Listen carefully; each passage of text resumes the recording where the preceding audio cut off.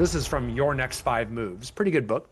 An author named Patrick Bet-David. I'm sure a lot of you have heard of him. He's written a lot of great business books. I really love this chart, though. This is the 4 levels of why, and it really helps people ascertain whether they're currently on their course for their big why.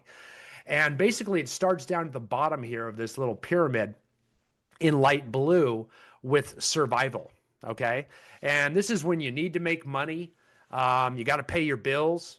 Maybe you just had a new baby. Maybe you just got a real expensive house. We're in survival mode. The goal there is to make money. I need more income. I need to increase my production. I need more sales. Maybe it's a team. I need more agents. I need more production. Maybe it's a brokerage. I need more agents. Things like that that are pushing us to constantly move forward. And survival is real. Like, we got to get to a place where we're comfortable economically at some point. But after we do start to feel comfortable with our income, then we must graduate up here. And that's a very important word. We have to graduate to status. Okay. And once we get up to status, that's basically what other people think. And understand that's not all that bad of a thing. I know, we don't like to admit that we don't like what other people think, but you got to be self-aware. We do. And it is actually important for a lot of the right reasons. Like for an agent, we need our clients, the general public, to want to use us. I mean, can you imagine going on Amazon and seeing no reviews and buying that thing? No, typically we're going to the place that the other people like. And if there's a lot of 5-star reviews on Amazon, we're going to go there. So that's why a lot of top producing agents keep getting busy, because they're the safe bet. So understand, if you say, well, I don't want to sell that much. I don't want to sell that much. Well, you are putting a ceiling on things when you do that. So please understand that. I mean, that, all of a sudden you have a tougher fight, because the rich do get richer in real estate. People want to pick with the person that everybody else picks. Amazon is your great test experience. Same with real estate teams and brokerage owners. I mean, they hope that other agents would want to work with them. That's a big part of their business model. So what other agents think starts mattering, right? But here's the key. Success creates haters. If no one hates you and everybody loves you and thinks you're the best, there's a good chance you're not succeeding and you're not ready to graduate.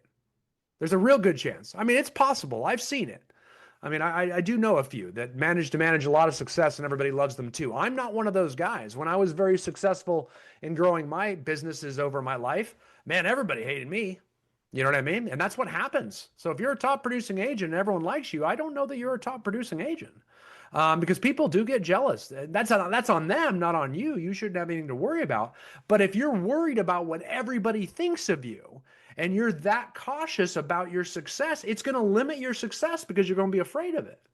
Same with everybody. So please understand, status has a very, very negative connotation.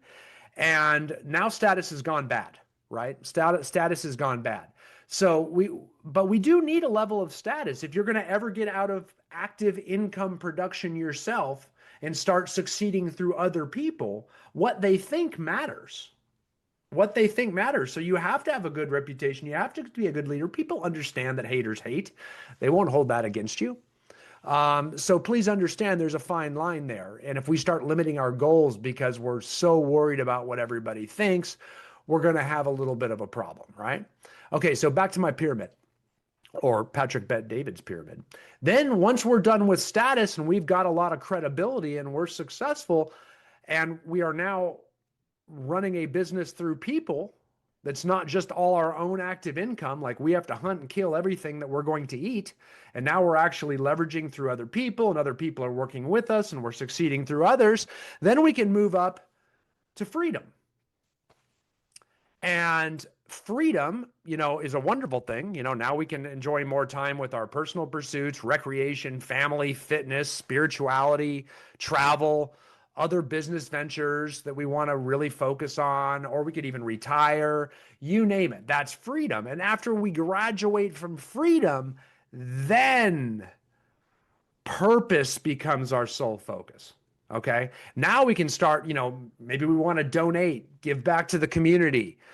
Maybe we want to help others. Like we really, really want to help others succeed. Like we want to build, maybe it's in real estate. Maybe you want to really help agents succeed on a very high level and build their business up. But understand, you must graduate to do this effectively.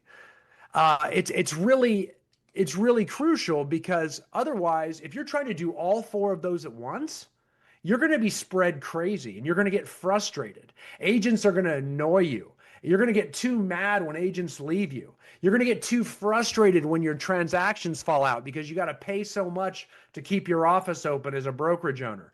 You're going to start getting very, very emotional, and you'll start making lateral moves because the pain is too great. You've spread yourself too thin. And all of a sudden, we have not accomplished any steps along the way. And we see this all the time, because oftentimes people that are good at real estate, they're social squirrels and they don't really have a process, and they just kind of jump at each little shiny thing and they never see anything through. It's very, very common. So if we're in a scenario, I mean, I can't tell you how many times, like, someone's in the survival mode, they need to make more income. And let's say they're making $200,000 in commissions, but they need to make 300, and then sales volume drops. They get scared and they go take a job getting paid $80,000 as the sales manager of a real estate team or a real estate company, just because they can't take the pressure anymore. And so they cut, even though they're in survival mode where they need more income, they cut their income just to go to safety because sales volume drops in November. And I'm looking for that steady paycheck. Happens all the time. I'm sure almost everyone watching this knows someone that has done that. It is that common. I can't tell you how many top producers started to try to build a team, which I would say 50 to 75% of real estate teams in the country are now gone. Because of these types of things. Like, hey, it's too painful. I can't keep growing. My agents are all hurting, starving. They're blaming me. They're complaining. They're leaving me. Too much pain, too much pain, too much pain. So what I'm going to do is just fire everybody, let go of my team, get frustrated, not have that path out to more income and more growth. In fact, I'm going to start saying it's not real. And then what I'm going to do is maybe flip 3 houses a year. I can't tell you how many dudes do this. I know so many. I'm just kidding. Why? Status. Now I can just tell people, oh, I don't want to do that. I don't want to bother with them. I'm flipping a lot of houses. No one can see their production. They can just act like they're a big contractor developer. No one knows how much they're making. So now I have a story I can tell everybody. I can get some chicks if I'm a single guy. And all of a sudden, I'm a big house flipper construction guy and carry plans around. But all they did is trade active income for active income. They were trying to grow a team, and now they're actually just getting paid for each house they flip. They're on no further path. Their income's probably about the same. And, they may tell themselves it's not. And, there's no path to more freedom. They're working just as hard, if not harder. So you see those types of lateral moves all the time because of the pain that they went through in trying to see their plan through. Now, I've seen a lot of teams grow up very strong. And then there's some leverage in there and some leadership positions. And then the owner has more time to effectively start a flipping business rather than do it all himself. And they have resources to do that, and they can do it properly. Otherwise, we turn into this jack of all trades when we're really a master of none. And that's a really big problem. I've seen agents leave real estate teams. I mean, we see this one all the time. Agents leave real estate teams when 23 out of the 25 transactions came from the real estate team. But they want to build their own identity. I want that status. I want to build my own identity. Yet they didn't realize that without the team, they just lost 90% of their income by leaving. Now we slip right back down, further down into survival. You see what I'm saying? That happens all the time. There might be a smarter way to transition. Maybe we start building up our business so we're getting more from ourselves. Then we can start worrying about status a little bit more and worry about what other agent thinks and what other agents are telling you. Because remember, other agents, those are the only people that aren't going to be your client. I'd really worry about what the public thinks and knows a bit more. So we see that stuff all the time. I can't tell you how many agents stay taking listings, how many top team leaders. I mean, yes, they give away admin. Yes, they give away their buyers, but they keep taking listings themselves forever because they like it. They love it. And that I like it and I love it. That's comfort.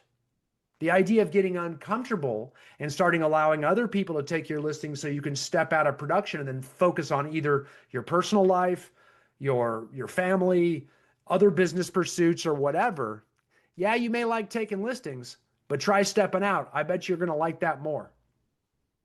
Very, very important. So that's a very, very important. I mean, we see this over and over. I like it. I love it. Is my short-term big why that destroys our long-term big why. So very, very important that we keep that in mind. Because if you're about to go through this with Brad right now, I don't want you using short-term whys to limit how big and where you can go with your business. I hear it all the time. I mean, when I talk to new clients or just agents I know and stuff, I always hear, I don't want to do that. I don't want to do that. I've already tried that. Yeah, but you didn't see it through. You just touched the pan, with your hand and you got burnt and you didn't even, you didn't do it the right way. You didn't see it through. You moved off of different life experiences that are short-term life experiences. So please understand you have maybe commit and being a little bit more humble that maybe you don't know everything about those things you've tried, and being a little bit more vulnerable that maybe you can learn some of these things because other people are doing them and they're doing them right. We don't need to trash them down because they're doing it better than you. I mean, I would really keep that mind open on your big why and open it back up. Like if your goal is to make more income and actually maybe own a business where you can step out of it and have it run and provide big income rather than the one rental a year you're buying, which doesn't make you much of anything. Please understand there is another way and you can get there. And maybe it's just committing to the craft and putting the time in and being vulnerable and risk failing a few times. And don't worry about the other people think when you fail a few times, because we've all successful people have failed a bunch and they failed publicly. So please, trying to create a path for you that involves no failure and no vulnerability is probably not the path to a very high ceiling big why that you really want. So don't limit yourself. So with that said, I'm gonna turn it over to Brad here so he can actually show you the tools for how we're gonna get this done. So thank you guys. Appreciate it. Thanks, Brian. Yeah, when Brian was talking, some of you that coach with me one-on-one, we've been talking a lot about this on our coaching calls, and it's about failure. One of my mentors, his name's John Maxwell. Have you ever read any of his books? He's a great guy. He teaches leadership things. I'm on a call with him every single month in a group setting. And he talked about this with young leaders that are trying to get to another lid in their leadership. And he talked about failure, and he asked a question I thought was great is, what is your perspective on failure? And do you have a healthy view of the failure? And a lot of times what happens when I hear what Brian just talked about, we hear this, I hear this a lot from coaching clients for now over a decade. This is my 11th year after the turn of the ball here, 2026, is the ones that kind of want to stay in that survival mode and they don't move forward is they kind of scared of failing. And that might be true. But you got to have a healthy view of it, because somewhere down the line, I'm sure you guys have always done this where, if you ever talk to me at some point in your life, you did your very first listing appointment, right? And you were scared to death, but you did it, then you do 100 of them and it's second nature. Well, this is kind of the same thing. And you're always going to have those levels as you grow through your leadership lids and as you grow your team. And that's why we want to have a business planning clinic today to kind of give you a plan on how to actually make that happen. Some of the tools to get you to wherever you're wanting to go, whether it's this year, next year, or 5 years from now. Because I don't know how many golfers are out there. If you know me, I'm a huge golfer. I can go up there and I can hit 1,000 balls on the range. It's not going to make me a better golfer, right? But trying to get within 7 feet of a bucket at 150 yards with a 7-iron, that's going to make me a better golfer. Why? Because it's planned. I'm preparing for the chaos that's going to happen, and I'm concentrating, and I have my eye on the prize, and we're focused on something. And a lot of times when I see these business plans, they're so complex. There's so many pages to them that it's fun. It kind of gives you motivation, but it's very hard to follow, right? Especially for a coach, right? Because we as a coach, in order for a coaching relationship to work out, I got to know where you're wanting to go. And it's my job to help you create a very simple, executable plan that you are willing to be taught. You got to be teachable, and you're willing to help me hold you accountable to that plan. That's how it works, right? And that's why I think people are in real estate coaching, or any kind of coaching for that matter, personal trainers, whatever have you. But so Brian, I want you to you might have to go back and listen to Brian's talk that he just did, because it's really, really good. You'll hear this a lot at our real regional summits. If you ever been to one, keep going to those, because these are the kind of conversations that we have.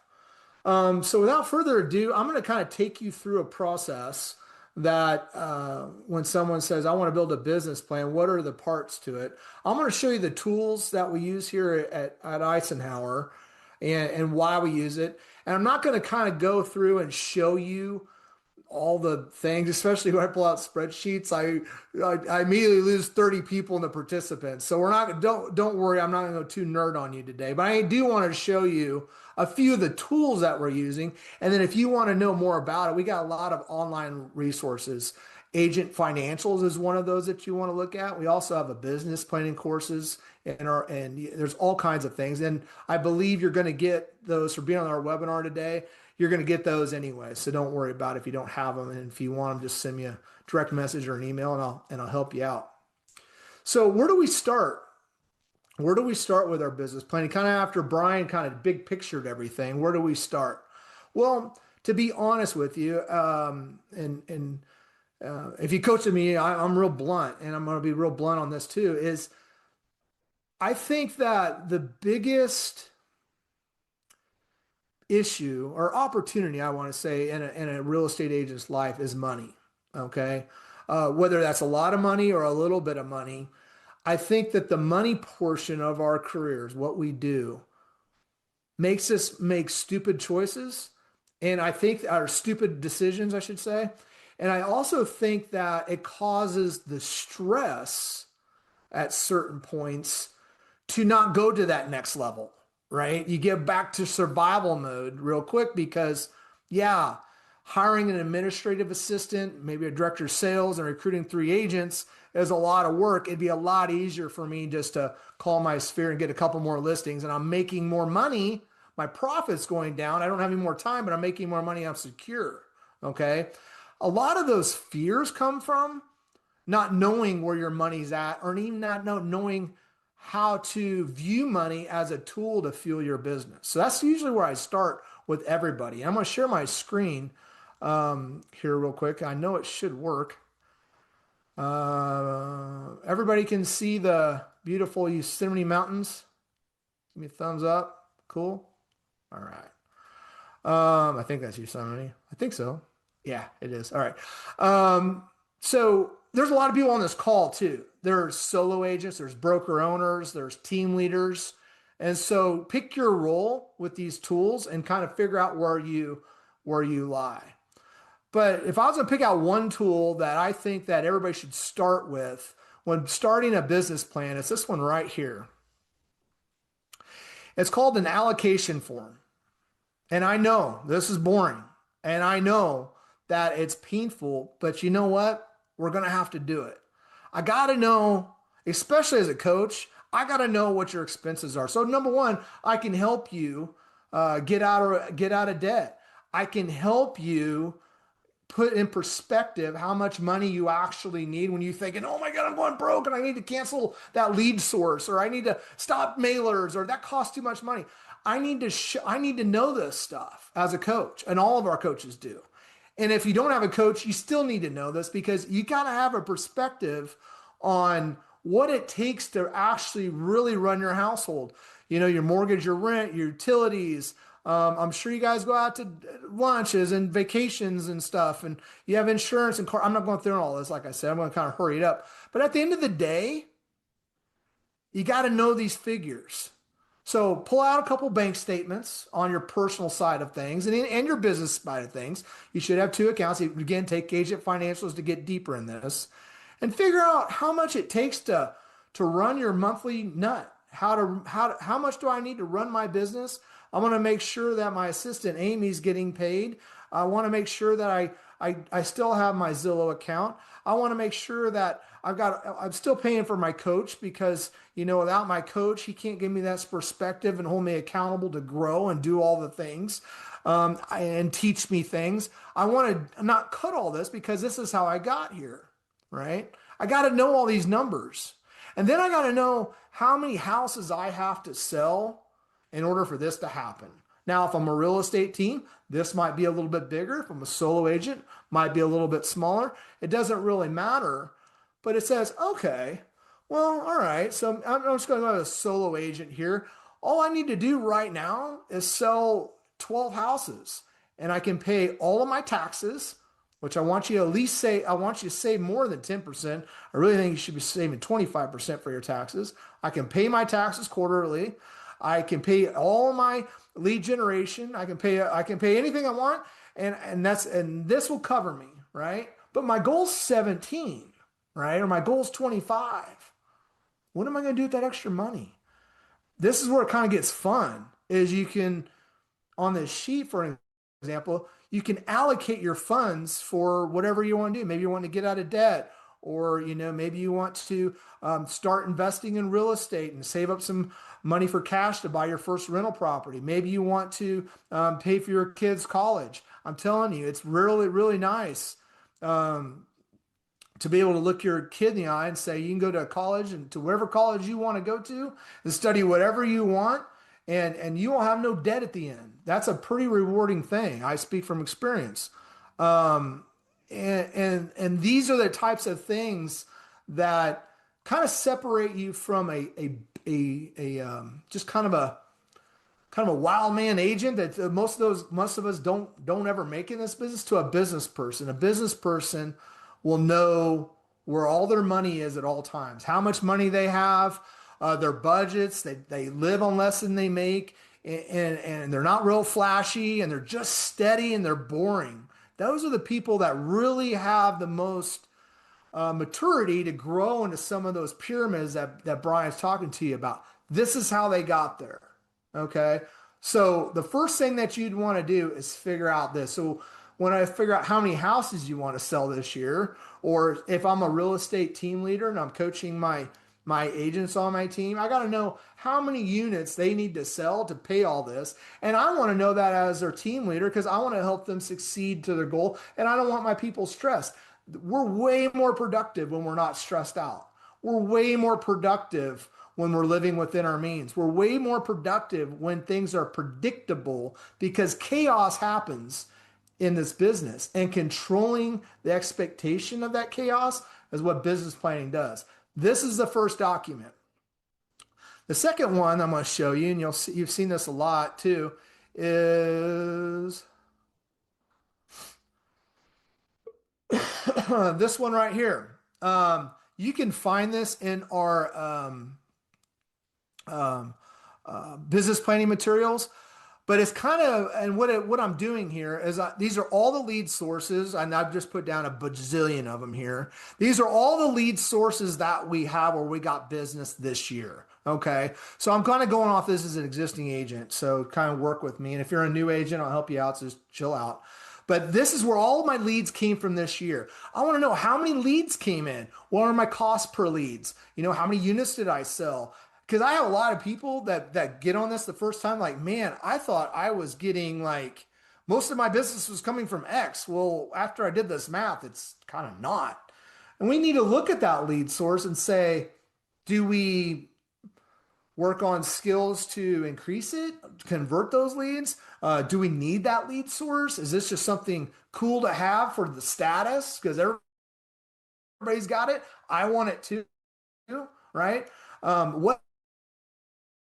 Where your business is coming from, and you're going to see 99% of the time, most of our business is coming from our database, right? Our repeat and referral, past clients, and that sort of thing. It's a great way to lay it out, right? And it's a great predictor of where you're going to go, because I get online leads get a bad rap sometimes, right? Well, all I know is this is the return on my investment that I'm having. Here's my ROI on each lead. Not all of them are going to convert, but you know what? 5 are going to convert. I'm going to make, $70,000 off those 5 leads, and it also has an ROI. But whatever it might be, this is how you do it. Okay. So once you source your business and you know how many leads are coming in, you can make smart business decisions. It's a great form. I know it's driving you a lot. If you're a high D behavior like me, it kind of drives you a little crazy. This is a great job for an administrative assistant. You can outsource this, or you know what? You're going to have to roll up your sleeves and work a little harder if you don't have those people and get this done. It's a really important sheet to fill out. The next thing that I have everybody go through is kind of figuring out where their budget is. And I'm going to get off this train here and get about money, but I think it is the most important. But figuring out where your money is and how much money we're going to allocate towards administrative salaries, marketing, lead generation, and training and education, equipment, supplies, rent, technology, all these things. And kind of what I really want you to look at is this operating expenses, trying to get your operating expenses to 30%. But what I hear a lot of people again is they don't want to fail, right? And they get scared about money because they don't know how much money going in. So they just start cutting expenses. And sometimes they cut fat and they're not cutting muscle, right? Well, I'm going to, Margie, you've been a great gal, but I'm gonna have to let you go because I got to cut expenses. Well, dang, man, maybe we shouldn't maybe we can just pull back on the mailers and roll up our sleeves and do a little more sweat equity for a minute, or something like that. That's what a coach can help you do. Make sure you're spending your money in the right directions. And these are all suggestions, but they're all pretty much on point. And you can kind of predict, if you were here this year and maybe you want to go here. This might be a good way to kind of say, okay, I was here. This is where I want to go, right? Now, how? And that's kind of what we're going to get into next. Well, first off, it's going to have to start with how many houses do I need to sell? And what I would do, if you're a real estate team leader, is how we come up with this is you need to walk through with all of your agents on your team through this exercise. If you're a solo agent, you walk through with this exercise. And on a team, you do the same thing. You're going to walk through this exercise, and then you're going to add them all up, and it's going to be a viral goal. Because let's say I'm on a real estate team, my budget, my allocation form, I've got 4 kids, I've got, 3 cars, and I've got all this stuff. I got to make more money than Christina, right? So I got to sell, I'm just roll with it. I just see her name. And so I made more money than Christina, right? And so I got to sell, 35 houses, and where Christina, man, she's just getting started. She just got her license. She'd be happy selling 12. That's why I don't say everybody comes on a team. You got to come on our team and sell 24 houses. Well, that's your prerogative. That doesn't mean anything to your real estate team member, right? We got to add all these up, and then the commutative goal is 300 homes. And say you want to go to 400 homes, well, you'd have to, possibly recruit more agents. And I want to nip that in the bud right now. I hear this all the time when we're putting these business plans together is, okay, I'm sitting here with my 10 agents and, my 2 admins and my ISA, and I've sold 300 houses and I need to get to 400 houses. Okay, well, I don't need really more leads. I mean, maybe, but what do you need? People, right? And I hear this all the time. Well, I'm going to hire, 6 more agents and we're going to get there. No, you're not. Okay. And let me wrap this up for you. You got to put this in perspective. You bring an agent on. Okay. It's probably taken you 2 months to find the guy or gal, right? You bring them on. And let's say it's a new agent, okay? It's going to take 90 days to send them through our onboarding process, all of our ICT trainings, get them up to speed, get their goals set, get everybody in their CRM, all that stuff, right? And let's say that, Marcy sells a house, right? Which I hope she does. At the end of 90 days, she should get one pending. Okay, that pending there is going to take 45 days for it to close. So let's say that we hired Marcy day 1 on January. Okay, May is when you see income from it, and you're wanting to grow that much, that quick. I want to put that in perspective. Don't get discouraged. But what I want you to put in perspective is the people you're hiring today in 2026, you're building up 2027's team. And 2027 people are hiring for 2028's team. Get the pyramid in your mind, because don't get frustrated that you don't hit the goal, because if you put it in perspective that way, that's the way that you're going to have to think about it. Because yeah, it would be easy to get, oh, I'll get 5 people, I'm going to hit the goal. Those people are going to leave. This other person's going to leave. Chaos is going to happen. And that's where you get in the stinking thinking, and you just blow it all up and go back to, you and your desk, because I like it. I like doing this. I'm good at it, right? Yeah, of course you are. But isn't it kind of cool to have a business and have more freedom too, and be able to help other people's lives? I think if you're building a real estate team, you should know more about your agents' finances and what's going on in their lives, and what's important to them more than they know themselves, because they're going to come at you with the same things. I think I'm just going to, this is too much pressure, all these leads. I'm just going to, I'm pretty happy to sell my 3 houses, or maybe I'm just going to switch careers. They're going to do the same things, and you guys got to know how to handle that. That's why Brian had that conversation with you. So back to your shared screen here.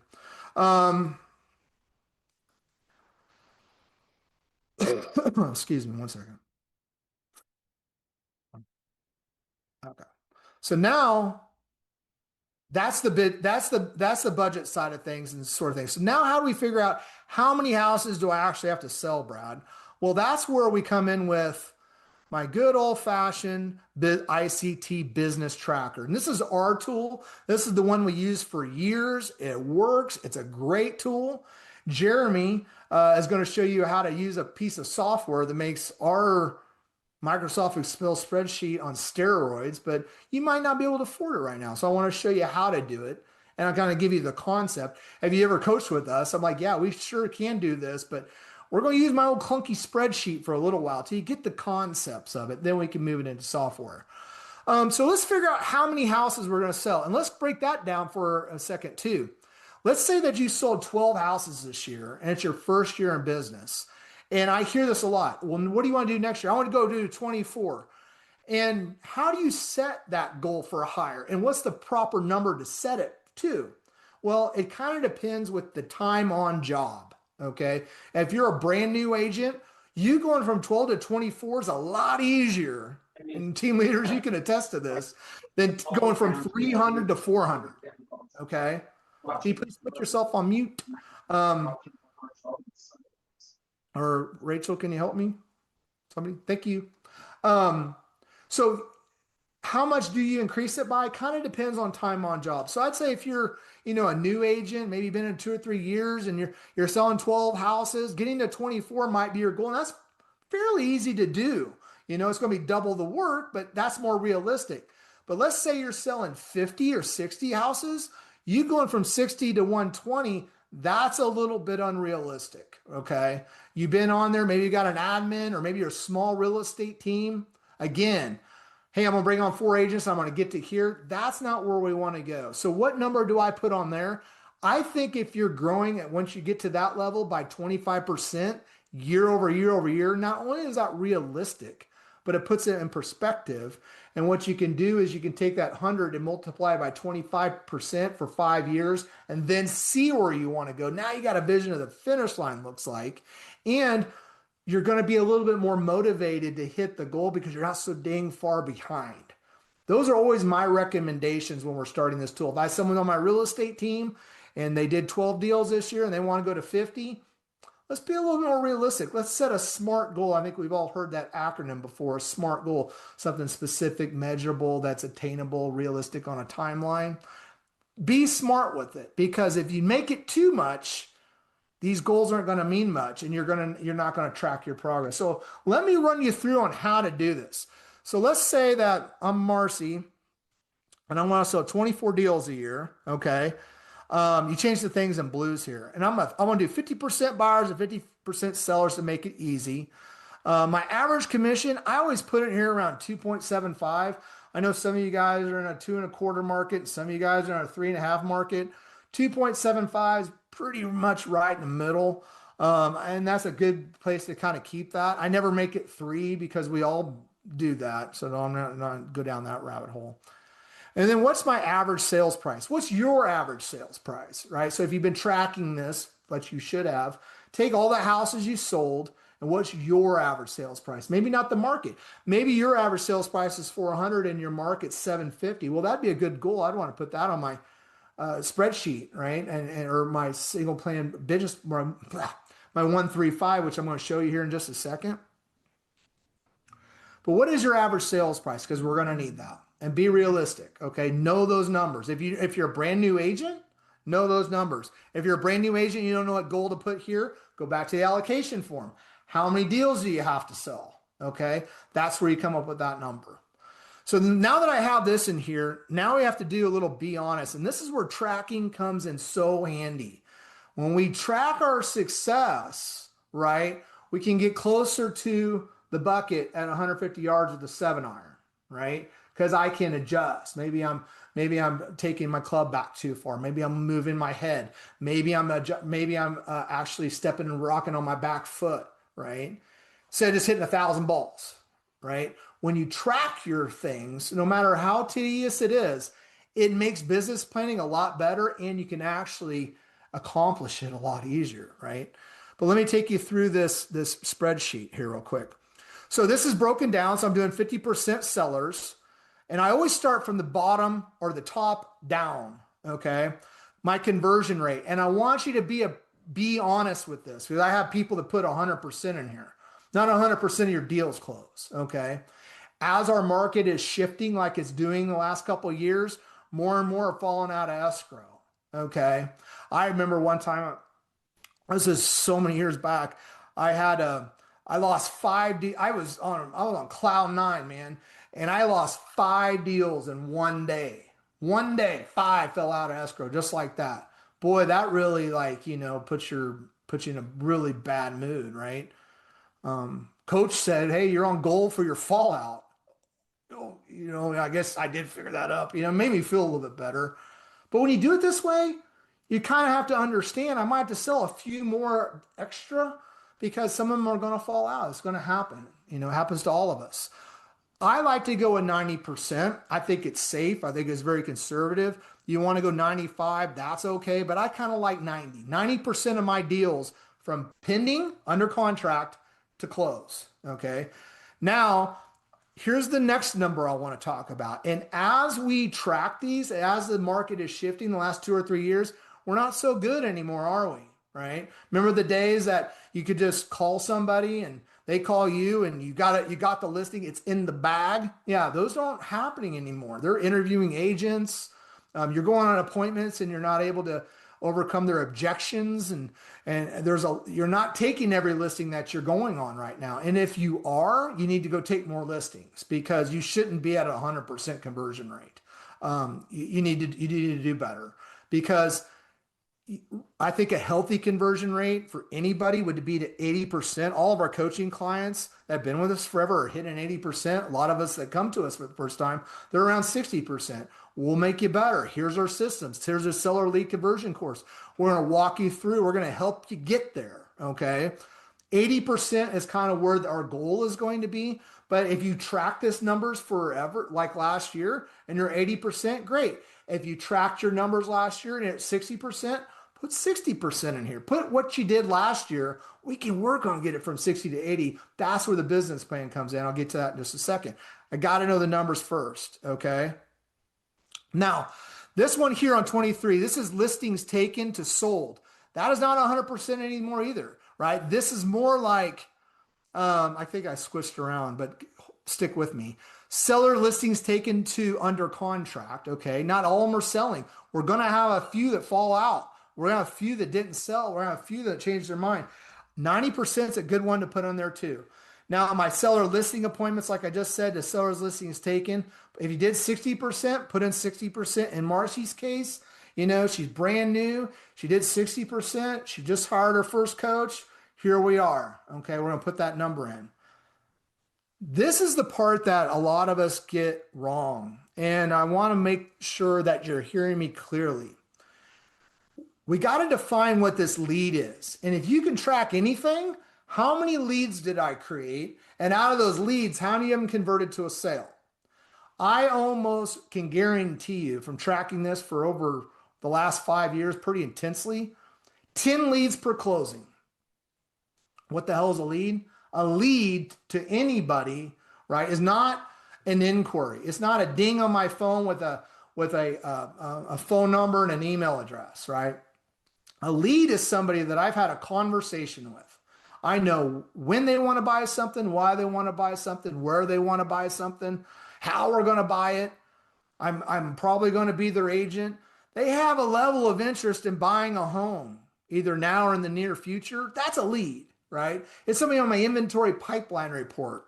It's somebody that I've talked to, right? That's a lead. And when we're talking about this, and if you want a number to track, it's almost always going to be 10 people per closing. Okay. Not all of them are going to buy and not all of them are going to sell, but you know what? You've had conversations with them. And if you're a team leader, you can look at their inventory pipelines like we should be doing every single week in your one-on-ones. And you look at their lead count. And if they need a closing, they better have 10 people on there, 10 leads somewhere on there. And they're almost guaranteed a closing. Calms them down, makes them simple, makes everything just, puppy dogs and ice cream. That's what our goal is as a leader. Make everybody happy, happy, happy. Keep everybody calm as we go through the chaos of what we call real estate. Okay. That's the number of what you want to have. When you put all these numbers in, you're going to find out how many listing appointments you need to go on per month, how many listings you need to take, how many you need to sell, and how many appointments you need to go on weekly. I get this answer all the time for all the analyticals in the room. Brad, how do I do 1.53 listing appointments? Round it up, right? Just go to one. I don't think you're going to half. Go to one. Or maybe if you're a new agent, maybe we'll go on one every 2 weeks. We could do that too, right? If you want to be it that way. Whatever makes you feel better, but you got to know these numbers. You got to know these conversion rates. Same thing on the buyers here. I'm not going to run you through the whole process, but when you're done with all this, you get the seller and you get the buyer information. You know how many appointments you need to go on. You know how many leads you need. You know how many buyer agency agreements you need to sign, how many listing agreements you sign, and out of those, how many are going to sell. And when you're tracking it, now we can work on your conversion rates. From under contract to close, we can work on your conversion rates from listing taken to sold, price reductions, inventory management, all that stuff. Listing appointments to listings taken. So you go on less appointments and take more listings, make more money. That's what we're going to do. But how do you do that? Well, that's where the single page business plan comes in, because this is where your ideas start to go on. And I want to kind of give you a great view of the single page business plan. We call it a 1-3-5 a lot. And we're not the pioneers of this. This is around a lot of different people. I think that we use it the best because we make it the most simple. I'm going to run you through the mistakes that people make. You guys do this yourself. But now that I figured out how many deals I need to close, Marcy's going to put up here, she figured out 45 gets her to her goal. It gets her bills paid, gets her business expenses paid. We're going to put some money towards Charlie's college fund, right? And we're going to pay off our car finally, right? And this gets her to our goal. Happy, happy, happy. All right, Marcy, but we got to figure out how we're going to do it. And this again is a 7-iron conversation. Yeah, we go just that. Work harder is not a good plan. Hoping is not a good plan. Waiting for the interest rates to come down is not a good plan. Waiting for a new president's not a good plan, right? Houses are selling every single day. Every single day people are taking listings, and every single day people are selling listings, okay? So waiting is not a plan and hoping is not a plan. By doing it this way, at least you actually know what to do and how to do it, okay? But let me show you some of the mistakes that people make, and then I'll kind of go through here and show you. So we got our annual goal. That's what we want to make, and we want to make this crystal clear. Now, if I was coaching Marcy, I would say I want to close 45 transactions, and I'm going to make this much money, and this is why. Okay, I would make it a little bit more specific, because every time I pull this out, which you're having a very hard time doing it without some kind of accountability partner, your broker owner, your team leader, your real estate coach, your spouse, pick somebody. But it's nice to sit down every week and look at this. And when you look at this and it actually has meaning to it, you're reminded of Johnny's college, I think his name was Johnny. If not, he switched names. Johnny's college fund every time you look at this plan. Okay. Now, what do you do from here? We think about the numbers that I just went through. Okay. I need to get more leads. I need to maybe, work on my conversion rates of those leads. I need to, work on my seller presentations and my buyers presentations. I need to work on my schedule because I'm probably not generating the amount of leads that I want.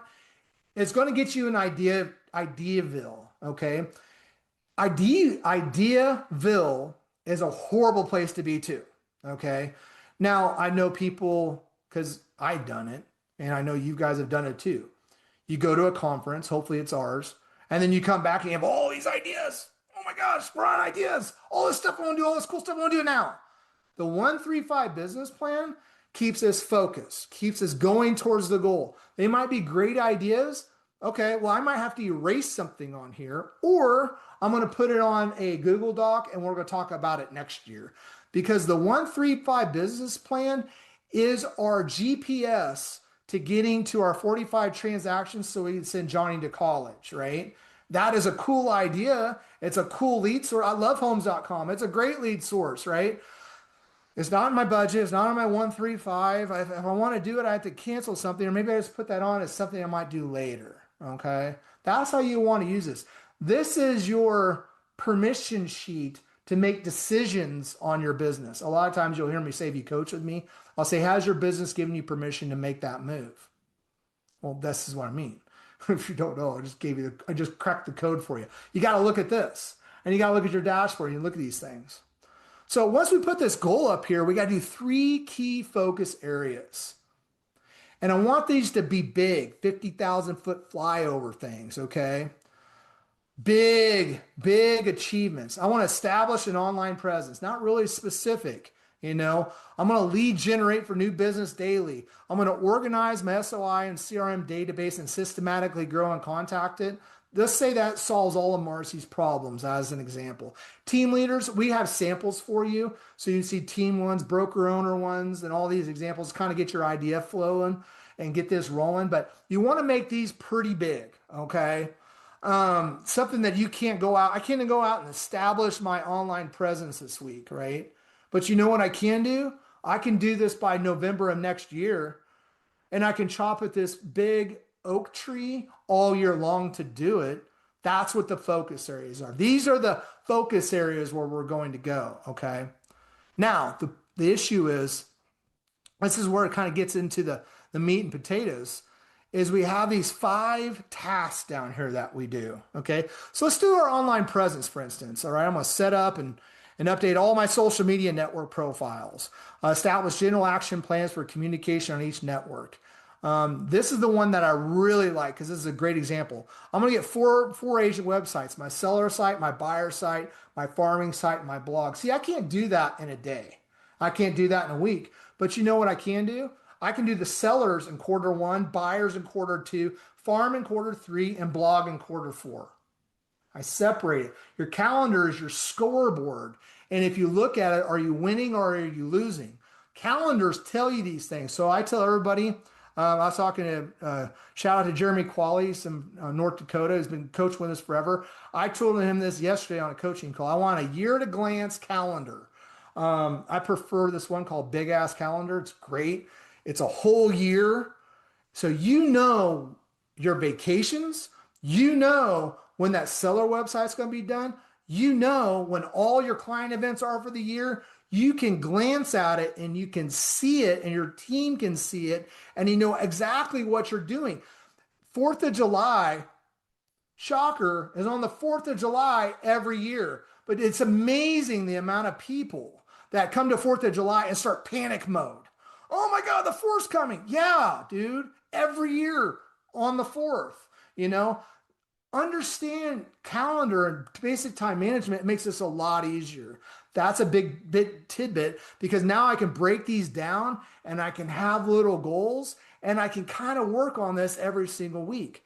Same thing with lead generation. Let me pick out another one.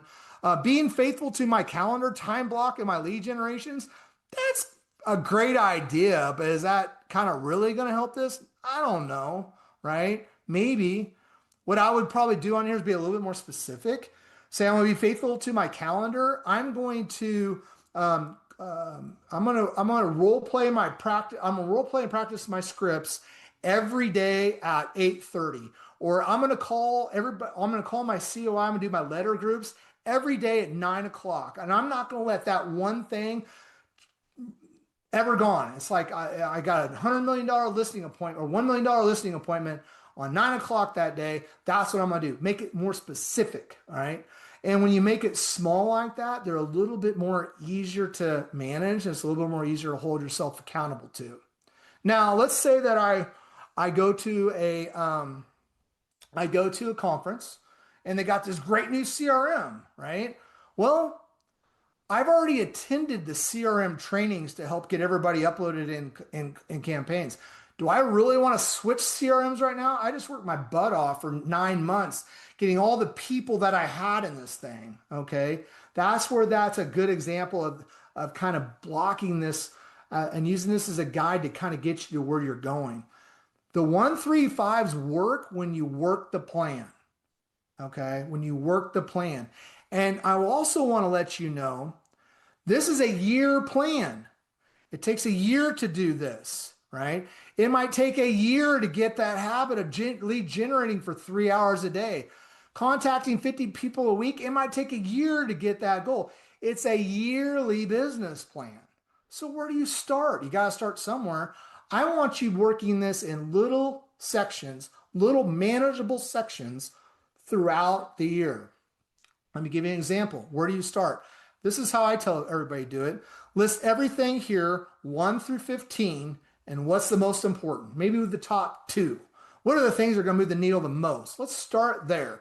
And let's just use this agent website because this is an easy example for me. Let's say this is our most important thing, okay?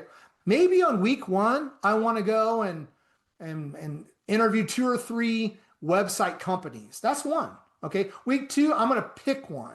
Okay, week 3, I'm gonna, get all the branding put together. Week 4, I'm gonna do this, and week 5, I'm gonna do this. But you see how I'm chunking it down? Now I'm making it manageable. I can go out and I can interview 3 agent websites, but I can't have it done by Friday next week. This is where your calendar and your schedule and your time management work together in sync with your 1-3-5. Now, if I was a real estate team, a solo agent, broker owner, I make this thing big, label it huge. And I want to look at this thing every single week. This is not one of those things that you just put in your desk, wish for the best, and forget about it. It'll work if you work it, right? And if your coach isn't working with you every time, let us know and we'll help them with that. We'll help you with that because I got to have a business plan. I got to know these numbers. So number 1, as a real estate coach, I can teach you and I can hold you accountable and you're willing to be taught and willing to be held accountable. And we're going to grow together and we're going to do this thing. But without this, we're going to have a very hard time. And the Ideaville, that's where we would come in again as we were going to put that down too, because ideas is not a good business plan. It's 1,000 balls. It's not hitting the 7-iron. That's a great analogy. Come up with your own. That's mine. I'm going to turn this over now. I got some fancy software to do. So I'm going to turn this now over to Jeremy Herrman. He's with Clarity Now. Jeremy and I have known each other for a long time. He's runs a very successful real estate team. He's a great coach, big innovator. And he's going to show us a tool that I think you guys are all going to love. It's actually my dream. I've always wanted a real estate agent to create a real estate tool for real estate people, not a software engineer that knows how to code, right? And I think that's where this comes in cool. So, Jeremy, have at it. Thank you. Thank you guys for having me. My name again, Jeremy Herrman. Bradley did a great job introducing me. Been in real estate for 20 years. Been a coach for 9, and I also now own Clarity Now, which was not an intentional thing for me. I frankly got lucky because as a coach, I think numbers are really, really important. In fact, one thing that Bradley said is that business people know their money at all times. They know their numbers, right? It's critical.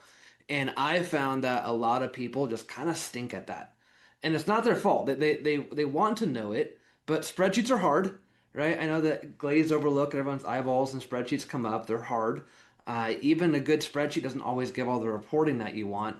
I'm a dork with this stuff, and I created a spreadsheet that was great. You've all seen great spreadsheets. And my friend, now my co-founder, is an engineer, and he just built my spreadsheet in the software. So what I want to do is show you guys the software really fast. This will not take very long, and I'll be having a webinar the same exact time next week. And I believe that Rachel already put the link for the form for next week. If you can, block it. Everything that we talked about today is about high-level business planning stuff, which is really, really important. It's the foundation for running your business and ultimately hitting your goals. And one of the things that Brian said that's critical is we have the plan, but then we actually have to have the implementation stage, right? And the implementation stage is not a day or a week. It's the entire year. And that's really, really hard. So next week, I'm going to show you guys specifically kind of what your mental operating system needs to be throughout out each week to actually hit the goal. But I'm going to start quick by just showing you guys what you guys already discussed in the business plan and show you how to do the business plan in Clarity Now. And I'm also going to give you guys a link that is a free link, no credit card, nothing at all, for everybody to go create their own business plan using this tool as well. Let me share my screen here. Okay. This is Clarity Now. You guys can see my screen, yes? Yes, okay, cool. All right, just want to show you the one thing. We'll dive into all this next week. Again, make sure to register. This economic model is where it's at, though. Okay, and I'm going to show you how this works. It works for everyone, for the record. So whether I own a team, I'm on a team, or I'm an individual agent. But the very first question, guys, is really what we spend a lot of time talking about today. What I think the first question in any business plan should be, which is how much money do you want to net? Right? I'll ask agents if you sell, if I say, what's your goal? And they'll say, I want to sell 30 homes this year. And I'll say, great. If you sell 30 homes, did you win? And they go, hell yeah. I say, awesome. You sold 30 homes, but you only netted $80,000 for your family. Did you win? They go, well, no. Right? So it's not about the 30,000, it's about the net. And Bradley did a great job going through the allocation form and kind of how to determine what your net number should be. But I'll show you guys this really fast. And again, this link will take you exactly to this tool. So you guys can all do this for free. Let's say I want to net $400,000 and I own a team and my average sales price is 325 and my average commission check is $8,500. Okay, we put a dollar in here, not a percentage. Next, conversion ratios. You guys talked about this. What percentage of appointments that you go on will you get signed? What percentage of those listings that I sign will actually close? Let's move these up. Let's say that I will sign 85% of the appointments I go on, and 80% of those will actually close. And I'm going to have a 45% listing based business. I usually do a little more on the buy side. Next, buyer conversion ratios. What percentage of your buyer consults will actually turn into a signed buyer's agreement? Maybe I'm pretty good at those, 80%.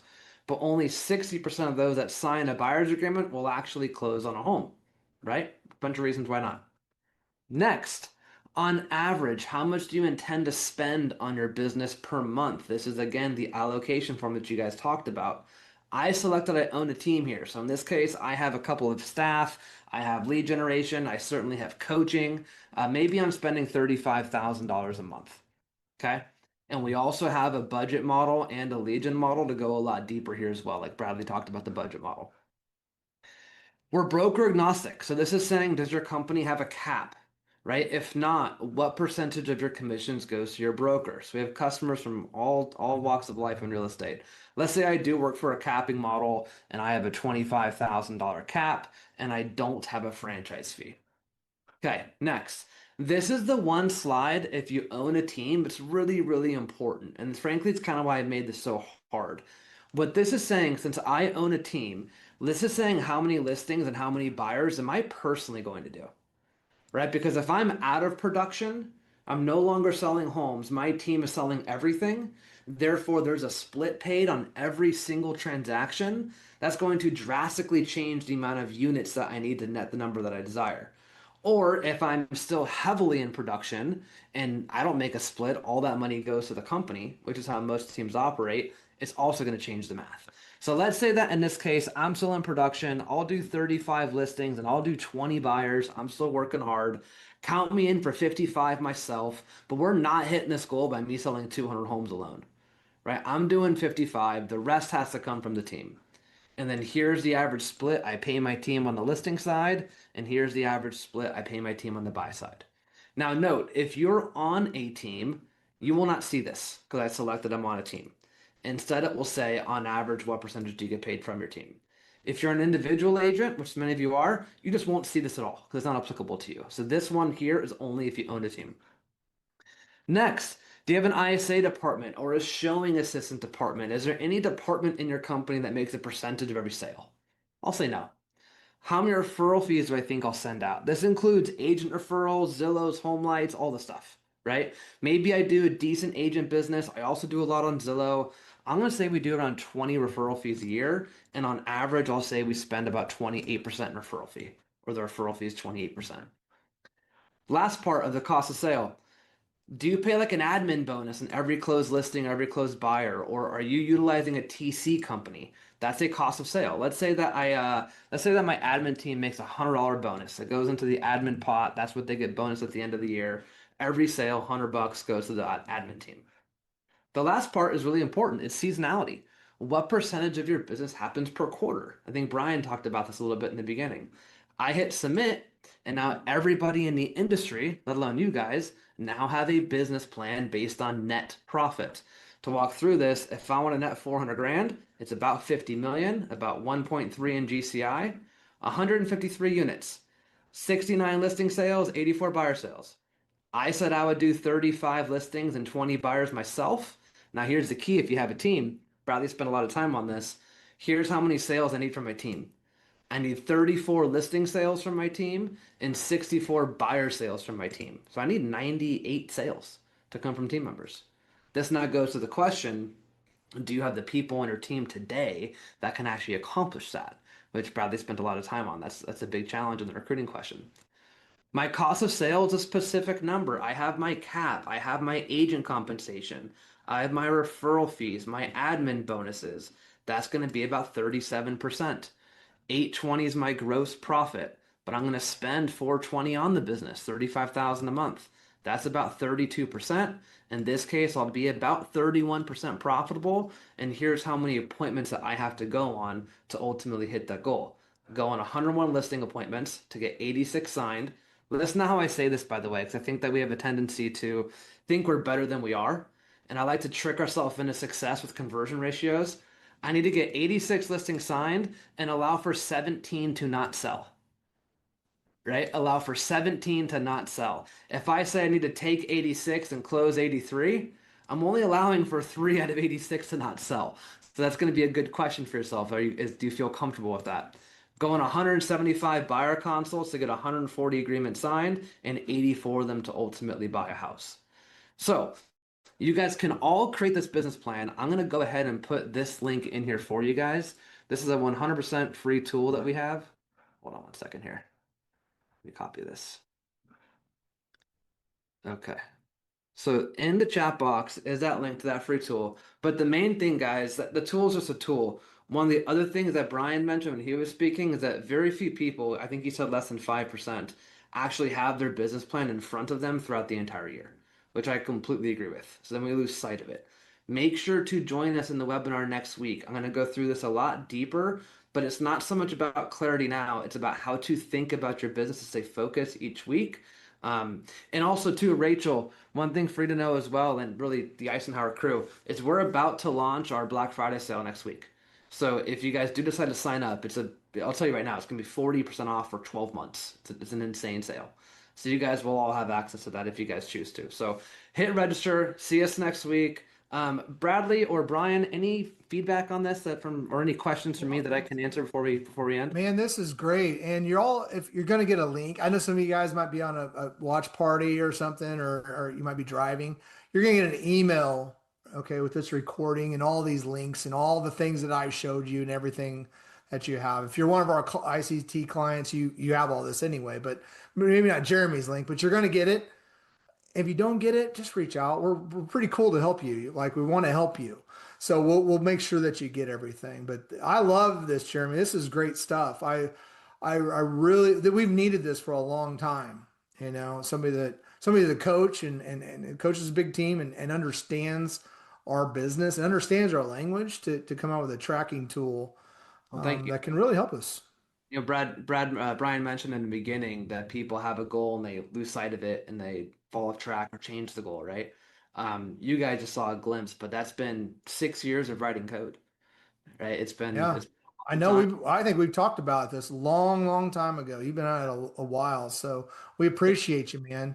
Yeah, get on his link, sign up, get a free tool, try it out, talk with your coach about it. Talk, if you don't have a coach, talk to me about it. I'm not gonna try to sell you we never try to sell you anything. Like, if you want it, that's cool. If you don't, that's cool too. You know, I just wanted you to come on here and learn some things. I do this once a year, and this is great. I love doing it. My business planning, I think, is one of my favorite things to do. I really appreciate y'all's time coming on here and spending time with us today, listening to what we learned. I hope you learned a lot. And if you have any questions, feel free to reach out. We'll help you out any way we can. Happy business planning. I hope you all have a great holiday season. And I'll hopefully see you next year. Talk to y'all soon.